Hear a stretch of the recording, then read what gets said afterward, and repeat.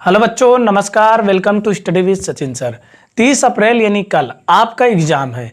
आपके एग्जाम में area, perimeter and volume की बहुत टफ सवाल आती है। आज मैं आपको कुछ ऐसी सवालों की ट्रिक बताने वाला हूं जिससे अगर आपके एग्जाम में अगर ये सवालें आएंगी तो आप उसे बहुत तेजी से कर देंगे। तो चलिए देखते हैं।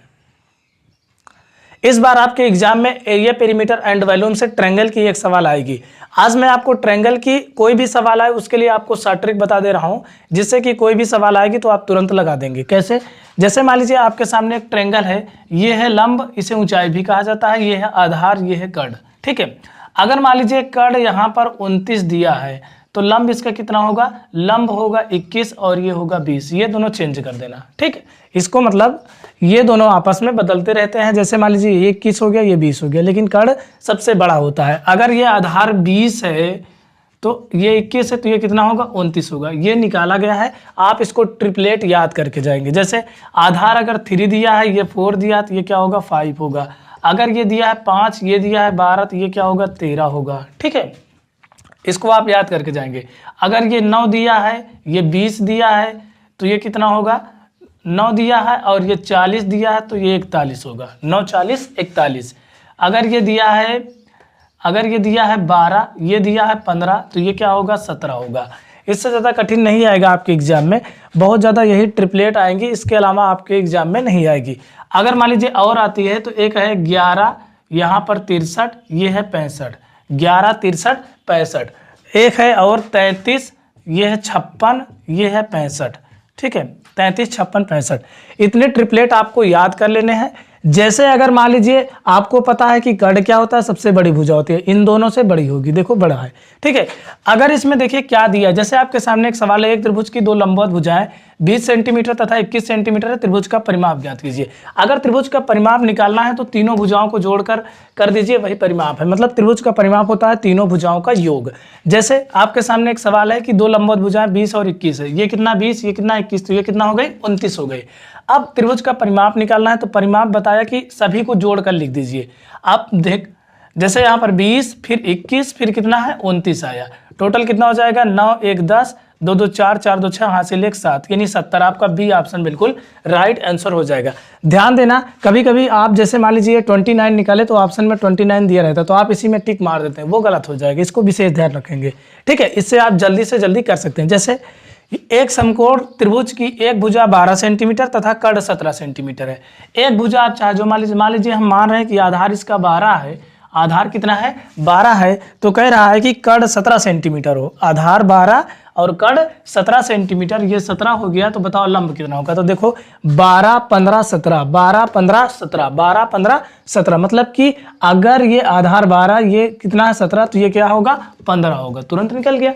आपको इसके लिए निकालने की जरूरत नहीं पड़ेगी। तो यहाँ त्रिभुज का परिमाप पूछा है तो क्या होगा? यहाँ पर कर्ण 17 है, ये 12 है और वो कितना है? 15 है। तो जोड़िए 7 2 9 9 5 14, 1 2 3 3 1 4, यानी 44। आपका सी ऑप्शन बिल्कुल राइट आंसर हो जाएगा। ठीक है, तो इस तरह आप ट्रिपलेट याद करके जाएं, जिससे कि अगर आपके एग्जाम में त्रिभुज से संबंधित कोई भी क्वेश्चन आए तो बस जल्दी से इसको आपको निकालने की जरूरत ना पड़े। आप इसको याद करें। 20 21 29 3 4 5 5 12 13 9 40 41 12 15 17 11 63 65 33 56 65, बस इतना आप याद करके जाएं। बाकी अगर और याद करना है तो 1 1 √2 होता है और इतना हाई लेवल आपके एग्जाम में नहीं आएगा। ठीक है, छोटा मोटा आएगा। जैसे पिछले बार आया था, क्या आया था? 5 12 13 वाला, ये आपके एग्जाम में 2021 में आया था। 5 12 13, उसमें दिया था ऐसे कि दो लंबवत भुजाएं हैं 5 12, तो त्रिभुज का परिमाप ज्ञात कीजिए। कुछ बच्चों ने निकाला 13 और तुरंत क्या कहते हैं, आपके एग्जाम में जो 13 ऑप्शन था उसमें टिक मार दिया। ठीक है, पिछले बार 13 उसमें ऑप्शन में था, जैसे इसमें 29 है तो टिक मार दिए। कुछ बच्चे होशियार थे जो पढ़े थे तो उसको परिमाप निकाल के लगाए। ठीक है, तो चलिए अगर इसमें मान लीजिए पूछ ले हमका त्रिभुज का क्षेत्रफल क्या होगा, अगर हमें पूछ ले त्रिभुज का क्षेत्रफल क्या होगा तो चलिए क्षेत्रफल भी निकालना देख लेते हैं। ये सेम तरीका है और बाकी क्षेत्रफल के लिए कुछ नियम अलग लगता है। चलिए देखते हैं। चलो, जैसे मान लीजिए आपके एग्जाम में आए कि एक त्रिभुज की दो भुजाएं 9 सेंटीमीटर तथा 40 सेंटीमीटर है, तो त्रिभुज का क्षेत्रफल ज्ञात कीजिए। अगर क्षेत्रफल पूछे तो क्षेत्रफल का फार्मूला होता है 1/2 गुणे आधार गुणे ऊंचाई, आधार गुणे ऊंचाई। ठीक है, 1/2 गुणे आधार गुणे ऊंचाई। परिमाप क्या होता है? तीनों भुजाओं का योग क्षेत्रफल होता है 1/2 आधार गुणे ऊंचाई। अब जैसे आपके सामने एक सवाल है कि एक त्रिभुज की दो भुजाएं 9 सेंटीमीटर तथा 40 सेंटीमीटर है, तो त्रिभुज का क्षेत्रफल ज्ञात कीजिए।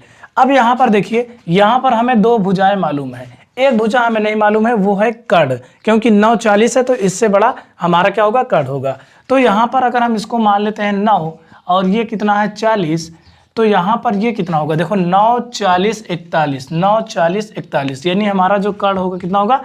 41 41 होगा। ठीक है, आप चाहें तो निकाल कर देख सकते हैं, ये सब पूरा सिद्ध है, लेकिन आपको ट्रिक याद करके जानी है जिससे आप जल्दी कर पाएं।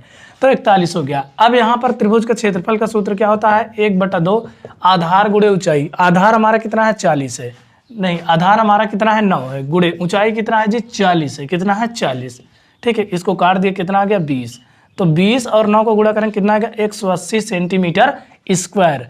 तो किसमें आ रहा है आपका? सी ऑप्शन बिल्कुल राइट आंसर हो जाएगा 180। ठीक है, तो इससे आप समझ गए कि अगर क्षेत्रफल निकालना है तो उसके लिए आधार गुणे ऊंचाई की जरूरत पड़ेगी। अब अगली सवाल आप ट्राई करिए। एक त्रिभुज की एक भुजा 33 सेंटीमीटर है तथा कर्ण 65 सेंटीमीटर है, तो त्रिभुज का क्षेत्रफल ज्ञात कीजिए। इसमें देखिए एक भुजा दिया 33, अब चाहे आप ऊंचाई को मान लीजिए चाहे आधार को मान लीजिए 33। ठीक है, अब इसमें कर्ण दे दिया 65 यानी 65 दे दिया, कर्ण दिया कितना? 65। अब हमें एक चीज तो पता करना पड़ेगा, मान लीजिए इसको हम 65 माने और 33 को हम मान लेते हैं आधार 33। अब हमें नहीं पता कि ऊंचाई कितना है। अगर इसमें तो आप ये भी काम कर सकते चाहते तो इसको ना निकालते, जो 41 आपने निकाला इसके लिए 41 जो 9 40 41, चाहो तो इसको ना निकालते तब भी काम बन जाता, क्योंकि दो भुजाएं दी है, एक आधार हो जाते एक ऊंचाई। लेकिन इसमें तो आपको ऊंचाई नहीं दी है, तो ऊंचाई आपको निकालना पड़े क्योंकि इसमें कर्ण दिया है। तो ऊंचाई के लिए हम क्या करेंगे? सेम यही अपना ट्रिक आजमाएंगे। कहाँ गई? 33 65, 33 56 65, 33 56 65, 33 56 65, यानी कि ये कितना हो गया? 56 होगा। कितना होगा? 56 होगा। तो बस यहाँ पर 1/2 आधार गुणे ऊंचाई, आधार 33 है और कर्ण यानी हमारी ऊंचाई जो है कितना है? 56 है। ठीक है, इसको काटेंगे तो कितने बार जाएगा? 28 बार। 33 और 28 का गुणा करिए, 33 गुणे 28। अगर हम इसका गुणा करें तो 28 त्रिक 84, हासिल कितना हो गया? 8, फिर 28 त्रिक 84, तो 8 4 12 8 1 9, यानी 924 सेंटीमीटर स्क्वायर, यानी डी ऑप्शन बिल्कुल राइट आंसर हो जाएगा। ठीक है, अब इसके बाद त्रिभुज में एक दो सवालें और बनती है। जैसे मान लीजिए रेशियो में दे दे, कह दे कि एक त्रिभुज की भुजाओं में 2 अनुपात है, 3 अनुपात है, 4 का मतलब अनुपात है और त्रिभुज का परिमाप इतना है, तो त्रिभुज की भुजाएं ज्ञात कीजिए, त्रिभुज का क्षेत्रफल ज्ञात कीजिए। उसको हम अगले वीडियो में कवर करेंगे। ठीक है, अगर वीडियो पसंद आए तो चैनल को सब्सक्राइब कीजिए, वीडियो को लाइक कीजिए। वीडियो देखने के लिए बहुत बहुत धन्यवाद।